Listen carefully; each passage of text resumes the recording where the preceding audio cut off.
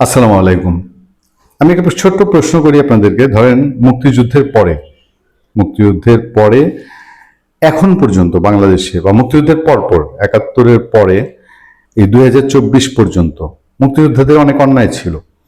৭১ পরবর্তী অনেক মুক্তিযোদ্ধা অনেক অনেক খারাপ কাজে জড়িত হয়ে গেছিল। কেউ ডাকাতিতে জড়িত হয়েছিল, কেউ লুটপাটে জড়িত হয়েছিল। মুক্তিযোদ্ধাদের একটা বদনাম হয়েছিল, এতে কোনো সন্দেহ নেই। কিন্তু তার ফলেও কি মুক্তিযুদ্ধের যে স্মৃতি ভাস্কর্য স্মারকগুলো এরশাদ সরকারের মানে বলতে পারেন যে ভারত বিরোধী এবং স্বাধীনতা বিরোধী শক্তিদেরকে নিয়ে এরশাদ সরকার পরিচালনা করেছে, জিয়াউর রহমান সরকার পরিচালনা করেছে, বেগম খালেদা জিয়া পরিচালনা করেছে। কারণ তাদের দলে তো সকল দলের মতের লোক থাকতো, স্বাধীনতা বিরোধীরা থাকতো, রাজাকার থাকতো। কিন্তু বাংলাদেশের ভাস্কর্য, মুক্তিযুদ্ধের স্মারক, এগুলো পুরানোর মতন ঘটনা ঘটে নাই।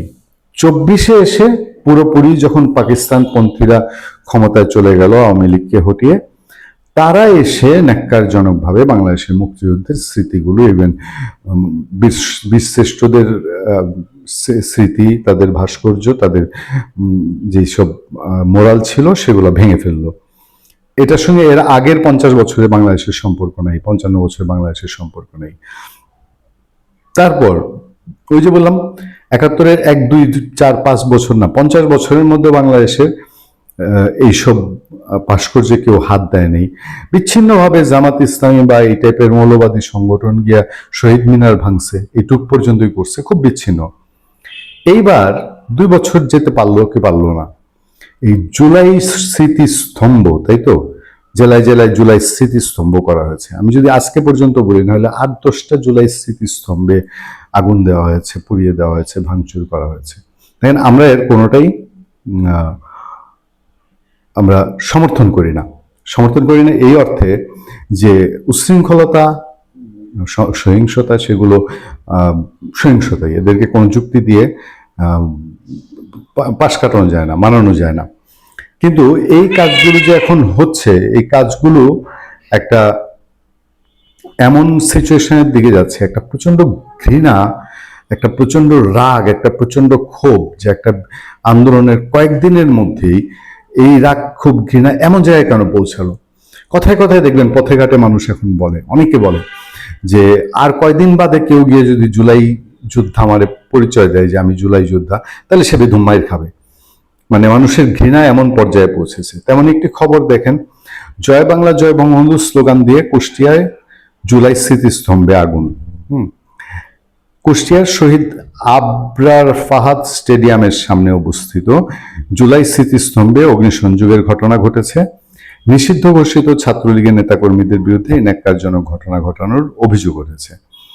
আচ্ছা, সোমবার গভীর রাতে এই ঘটনা ঘটে। পরে মঙ্গলবার দুপুরে এ সংক্রান্ত একটি ভিডিও সামাজিক যোগাযোগ মাধ্যমে ছড়িয়ে পড়লে বিষয়টি জানাজানি হয়।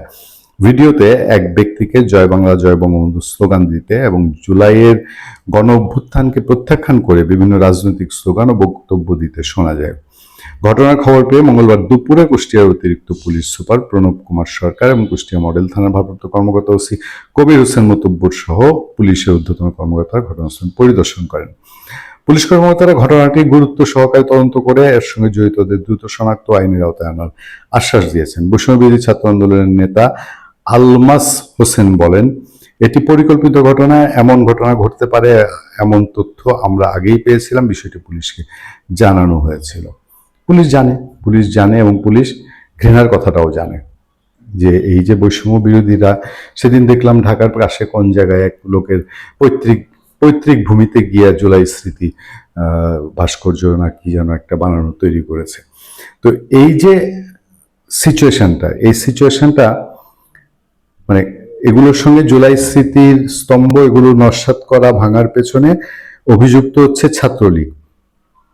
ওই যে একটা ব্যাপার বলি না, যে আওয়ামী লীগ ছাত্রলীগের মূল ক্ষোভ, ঘৃণা হবে ওই কথিত মুষ্টিমেয় অল্প কয়েকজন, সারা দেশে ছড়িয়ে ছিটিয়ে থাকা হাজার খানিক জুলাই যোদ্ধা, এরাই হবে গিয়ে আওয়ামী লীগ ছাত্রলীগের মূল টার্গেট।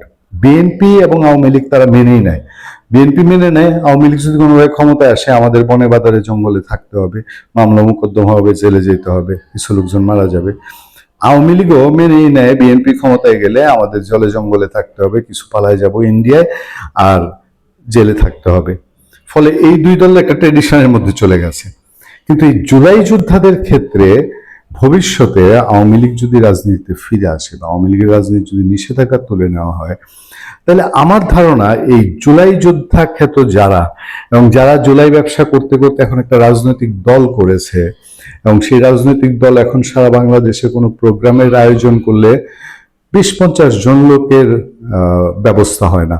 আমরা এমনও দেখেছি তারা হেনস্থা হচ্ছে, তাদের লোকজনকে এখন পুলিশ ধরে, ক্রাইম করতে গিয়ে তো এখন পর্যন্ত না হলেও গত 2 বছরে 200 এই কথিত জুলাই যোদ্ধা জেলে গেছে। এবং জেলে গেছে কি এটা বাধ্য হয়ে, কেমন কেমন ছেঁচড়ামির দুর্নীতি, চোরাচালানি করে, তারপরে নারীর কেলেঙ্কারিতে জড়ায়, নারীদেরকে উত্ত্যক্ত করে, তারপরে টেন্ডারবাজি করে, তারপরে প্রধানমন্ত্রীকে পর্যন্ত গালি দেয়। ওই যে একটা গেল না, জেলে রিমান্ডে নেওয়া হয়েছে তানভীর না কি যেন। তো এই গোষ্ঠীটা আওয়ামী লীগ ছাত্রলীগ যদি আসে, তাহলে ওই যে বলি ফ্রিডম পার্টির মতন, এই যে এখন সব বঙ্গবন্ধুর যে 2-4টা খুনি পালায় আসছে না বিভিন্ন দেশে, এদের অবস্থা ভবিষ্যতে তাই হবে। ভালো থাকবেন, সুস্থ থাকবেন। আপনার সাথে আমি আতিক রহমান, পূর্ণিয়া।